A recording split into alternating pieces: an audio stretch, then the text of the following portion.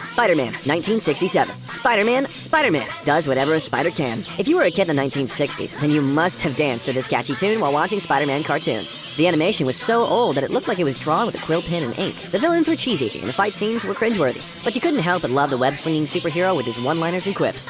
Did you know that the Spider-Man 1967 cartoons were made on a shoestring budget? The animators had only a few frames to work with, so they reused the same animation clips over and over again. It's no wonder that Spider-Man always swung through the same buildings and the villains looked like they were stuck in a loop. But hey, it was still better than doing homework. Spider-Man, 1981. Spider-Man does whatever a spider can, again.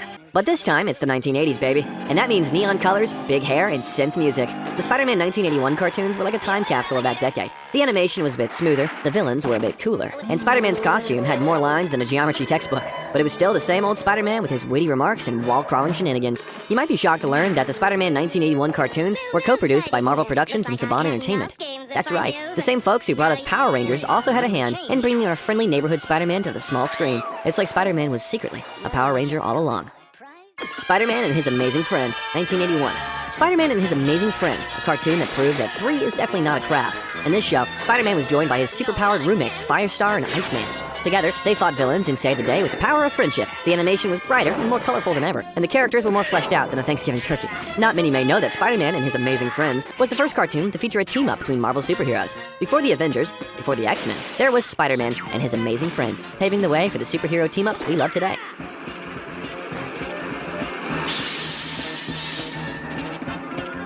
Spider-Man, the Animated Series, 1994.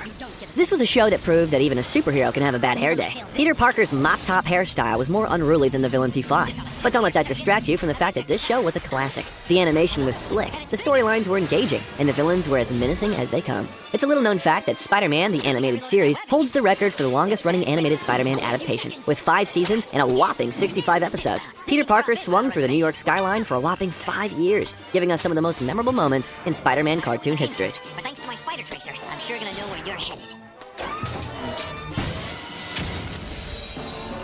Spider-Man Unlimited, 1999. Spider-Man Unlimited, the animated series that took the friendly neighborhood Spider-Man out of his comfort zone and into the wacky world of Counter-Earth. It's like Spider-Man was on a gap year, exploring new lands and battling mutated beasts. The animation was slick, the action was intense, and the theme song was, well, let's just say it was an acquired taste. It's worth noting that Spider-Man Unlimited was cut short due to a change in Marvel Studios' leadership. The show was left on a cliffhanger, Peter Parker stranded on Counter-Earth. Talk about a missed opportunity for a Spider-Man Lost in Space spinoff. I'd wind up stuck on a planet where humans are considered no better than cockroaches. And who thought I'd actually make friends on this rock? Naoko, Shane, Karen?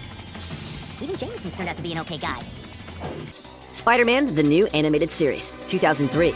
Spider-Man, the new animated series, swung onto our screens in 2003, proving that you can teach an old web-slinger new tricks. The show featured sleek 3D animation and a revamped theme song that made you want to don your own Spidey suit and start climbing the walls. The storylines were darker and edgier than previous Spidey cartoons, but that didn't stop the show from delivering laughs and heartwarming moments. But that's not all. This show also featured a guest appearance from Stan Lee, the legendary co-creator of Spider-Man. Lee voiced a character named Stan, who was a self-proclaimed genius and Spidey fanboy. It's safe to say that Lee's cameo added a little extra marvelous magic to an already fantastic show. The Spectacular Spider-Man, 2008. This animated series managed to make the wall crawler even cooler than he already was. The show premiered in 2008, and it was a hit with fans and critics alike. The animation was slick, the writing was sharp, and the voice acting was top-notch. It's like Spider-Man had finally graduated from high school and moved on to college-level superheroics. But the happiness was short-lived. It was canceled after only 2 seasons, despite having plans for a 3rd. The show ended on a cliffhanger, leaving fans clamoring for more. But hey, at least we got to see Spider-Man take on the Sinister Six and the Green Goblin before the series swung off into the sunset. Man, this is a sweet ride. Why did you defend that thief, Osborn? Uncool! Do you know what these spider suits cost? Never fought anyone like this group of bozos. And one thing I know for sure. I can't let Harry lose his dad the way I lost Uncle Ben. Surf's up! Woohoo! Ultimate Spider-Man, 2012. Next up was Ultimate Spider-Man, the animated series that brought Spider-Man into the 21st century with a healthy dose of humor and heart. The show premiered in 2012, and it was like Spider-Man had just discovered the internet and social media. The wall crawler teamed up with other Marvel heroes, cracked jokes, and even broke the fourth wall from time to time. Fans will be surprised to know that show was created by Paul Dini, the same guy who brought us Batman the animated series. Yes, him. Dini lent his talents to the world of Marvel, and the result was a fun and engaging series that left a lasting impact on Spidey fans. It's time for me to step up and show the big boys what the Ultimate Spider-Man can do. Great. Fury's tech boys better be on their game or I'm street pizza.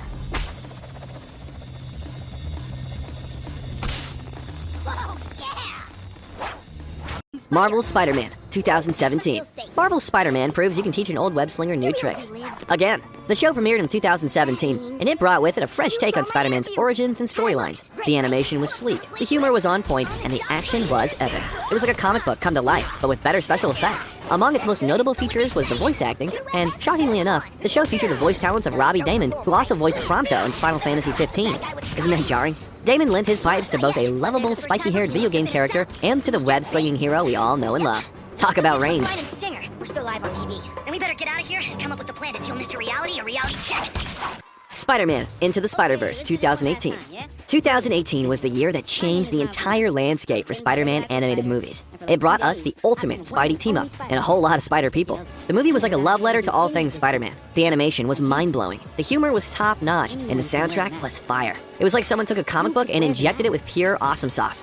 All of this led to the movie winning the Academy Award for Best Animated Feature in 2019. The movie swung its way to the top and proved that superhero movies can be just as Oscar-worthy as any other genre. Some Spider-Man. Spider-Man Across the Spider-Verse, 2023. It all comes down to this. Spider-Man Across the Spider-Verse, the upcoming sequel that promises to take us on another wild ride through the multiverse and a whole new level of Spider-tastic shenanigans. The movie is set to release in 2023, and it's already got Spidey fans buzzing with excitement. Who knows what kind of crazy alternate reality versions of Spider-Man we'll get to meet this time around. Were you aware that the first trailer for Spider-Man Across the Spider-Verse featured the return of fan-favorite character Spider-Man 2099, voiced by none other than Oscar Isaac? That's correct. The future version of Spidey is back, and he's bringing some serious time-traveling firepower to the table.